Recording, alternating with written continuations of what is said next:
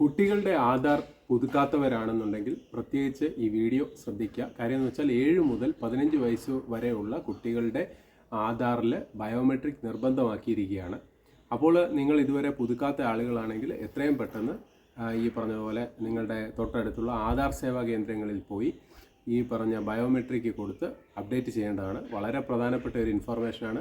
പിന്നെ ആധാറിനെക്കുറിച്ച് ഡീറ്റെയിൽഡ് ആയിട്ടുള്ള വീഡിയോ എല്ലാം നമ്മുടെ ചാനലിലുണ്ട്. അതിൻ്റെ ലിങ്ക് ഞാൻ ഇതിലിടാം. റിലേറ്റഡ് വീഡിയോയിൽ നിങ്ങൾക്ക് കാണാം. അപ്പോൾ ഇത് ചെയ്യാത്ത ആളുകൾ എത്രയും പെട്ടെന്ന് ചെയ്യുക. ഇത് സൗജന്യമാണ് ഈ സേവനം. അപ്പം പ്രത്യേകിച്ച് നിങ്ങളുടെ ഡീറ്റെയിൽസ് എല്ലാമായിട്ട് എത്രയും പെട്ടെന്ന് നിങ്ങളുടെ തൊട്ടടുത്തുള്ള ആധാർ സേവാ കേന്ദ്രങ്ങളിൽ പോയി ഈ പറഞ്ഞ പോലെ അത് വാലിഡാക്കി വെക്കുക. വാലിഡാക്കി കഴിഞ്ഞ് കഴിഞ്ഞാൽ മറ്റുള്ള കാര്യങ്ങൾക്കെല്ലാം പഠനാവശ്യങ്ങൾക്കും മറ്റും എല്ലാം ഈ ആധാർ ആക്റ്റീവായി നിൽക്കും.